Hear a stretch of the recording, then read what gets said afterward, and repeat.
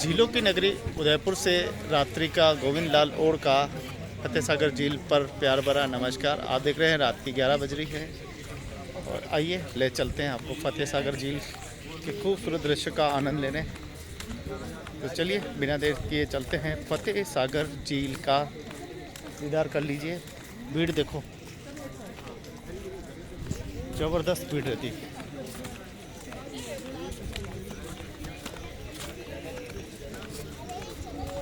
तो फतेह सागर हमारी पारंपरिक और बहुत प्राचीन विरासत है और शाम के समय जहाँ आप देखो कि गांव में लोग 7-8 बजे सो जाते हैं, वहीं शहरों में रात की 11 और 12 बजे कॉमन सब जगते रहते हैं। सब घूमने का टहलने का आनंद लेते रहते हैं। शहरों में क्योंकि काम नहीं होता, लोगों के पास खाना वाना खाकर दफ्तर अपने ऑफिस अपने काम धंधों से निपट कर फतेह सागर झील या उधर दूध तलाई और या घनघोर घाट चले आते हैं और खूबसूरत दृश्यों का आनंद लेते हैं। कुल्फ़ी खाने का आनंद, भुट्टे खाने का आनंद लेते हैं, कुछ गन्ने का जूस पीने का। यहाँ पर आप आएंगे तो यहाँ पे गानों जो संगीत प्रेमी भी यहाँ बहुत हैं।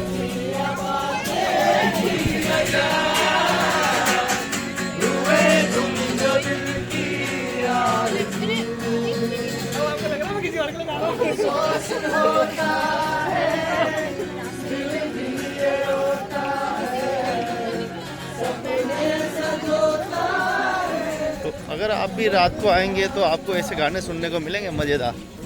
अगर आप संगीत प्रेमी हैं तो भी आ सकते हैं, सामाजिक प्रेमी हैं तो भी आ सकते हैं, साहित्य प्रेमी हैं तो भी आ सकते हैं। आप कुछ लोगों को सुनाना चाहते हैं आपके दिल की बात तो यहाँ आराम से सुना सकते हैं।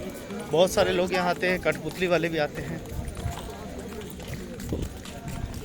तो आप देखो कि कैसे सभी भाई और पूरा आनंद लेते हैं। और मैं भी हमेशा शाम को आ ही जाता हूँ और मैं और मेरे श्रीमती दोनों घूमने का आनंद लेते हैं। वो मेरे पीछे और मैं थोड़ा आगे। तो मैं थोड़ा वीडियोस बनाता हूँ, थोड़ा सा आगे रहता हूँ और वो बहुत धीरे, उनकी स्पीड कम है। समय के साथ स्पीड कम हो ही जाती है। शायद आज हम बहुत अच्छे से चल पा रहे हैं, बहुत अच्छे से ज़िंदगी जी रहे हैं, लेकिन एक समय आएगा, एक समय ऐसा भी दौर भी आएगा जब चला नहीं जाएगा। तो परमात्मा से ही गुजारिश है कि हम हमेशा चलते रहें, हष्ट पुष्ट रहें, कोई बीमारी ना आए और अच्छे से ज़िंदगी जिएं। क्योंकि कई लोग मैं देखता हूँ 80 साल 90 साल के हो गए, वो हष्ट पुष्ट है, चलते रहते हैं, अपनी धुन में मस्त रहते हैं। और क्योंकि जीवन की सबसे बड़ी आलस, जिस आदमी ने आलस की है सो गया, वो हमेशा रो गया। इसलिए घर से बाहर निकलें, उम्र का पड़ाव नहीं देखें। आप ये देखें कि आराम से घूमते रहें और आनंद लेते रहें।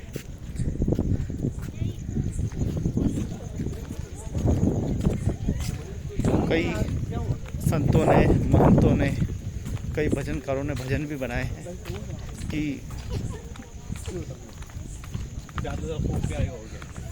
तो कहते हैं कि भजन करो मस्त जवानी में, एंजॉय करो मस्त भवानी जवानी में। और बुढ़ापा किसने देखा है, जब बूढ़े हो जाओगे हाथ चल नहीं पाएंगे, कुछ खा नहीं पाओगे, पी नहीं पाओगे, बीमारियों के शिकार हो जाओगे, उठ नहीं पाओगे बेटे। तो इस जीवन के जो ये हमारे 20 साल से लगाकर जो 60 साल का पीरियड है, ये पूरा 40 साल का, इसमें आप खूब दबा के काम भी करें, खूब आप जिस धर्म को मानते हैं उसमें भक्ति भी करें, खूब समय मिले तो सेवा भी करें, क्योंकि सेवा ही सच्चा धर्म है। प्रकृति की सेवा करें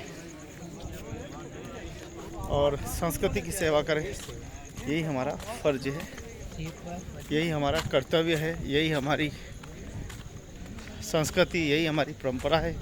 इसे और भी आगे बढ़ाते रहें। ये देखिए बहुत खूबसूरत टाया पैलेस है। तो जीवन बार बार नहीं मिलता, जीवन एक बार ही मिलता है। एक बार इस जीवन को अच्छे से जिए, मज़े से जिए। एक बार जीवन में कुछ कर ले, शादी विवाह ये तो सब होना है, एक दिन हो जाएगा। लेकिन हम अपने बिरादरी के लिए, हम अपने देश के लिए, हम अपने आने वाले भविष्य के लिए, अपने पिता माता के लिए क्या कर सकते हैं। आप सोचो कि कितने महान होंगे वो व्यक्तित्व, भगत सिंह, सुखदेव सिंह, राजगुरु, चंद्रशेखर बोस, आज़ाद, गांधी जी, नेहरू जी, सरदार भाई वल्लभ भाई पटेल जैसे महापुरुष कैसे होंगे जिन्होंने हमारी इस धरती पर जन्म लिया और हमारी इस धरती को अंग्रेज़ों के खिलाफ़ लड़कर मुक्त किया। उससे पहले हम जाएं तो महाराणाओं में जाएं, बहुत सारे बिल्ले ऐसे थे जिन्होंने हंसते हंसते इस भारत माता के लिए अपने प्राण निछावर कर दिए। प्रातः स्मरणीय वीर शिरोमणि महाराणा प्रताप, शिवाजी, संभाजी।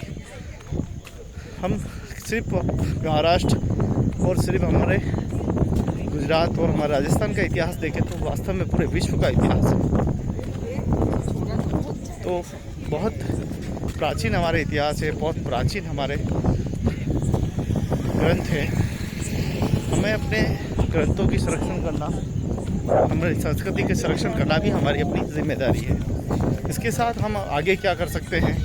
आज वैज्ञानिकों ने इतनी प्रगति की है कि आज देखिए जिसकी कल्पना की साइकिल से हमने शुरुआत की और मोटरसाइकिल तक पहुँचे, मोटरसाइकिल से शुरुआत की तो हवाई जहाज़ तक पहुँच गए और हवाई जहाज़ से शुरू हुई तो आज हम इलेक्ट्रॉनिक की दुनिया में ऐसा कदम रखा है कि आज हर तीसरा व्हीकल इलेक्ट्रॉनिक होता जा रहा है।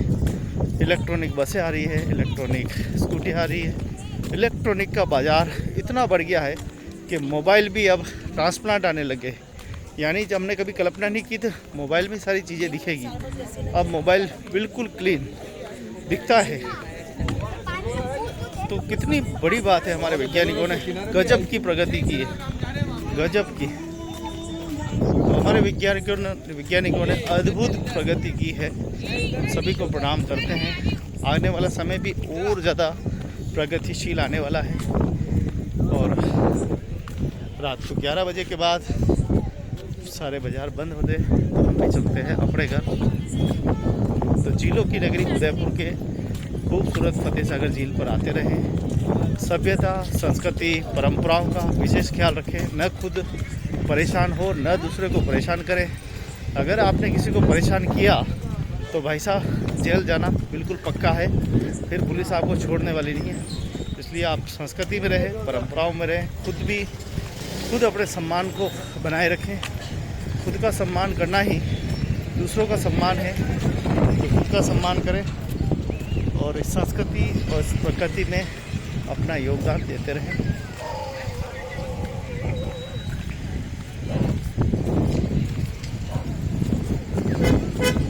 तो बड़ा ही खूबसूरत देखो, रात के 11 बजे भी इतनी सारी सेल फैल रहती है।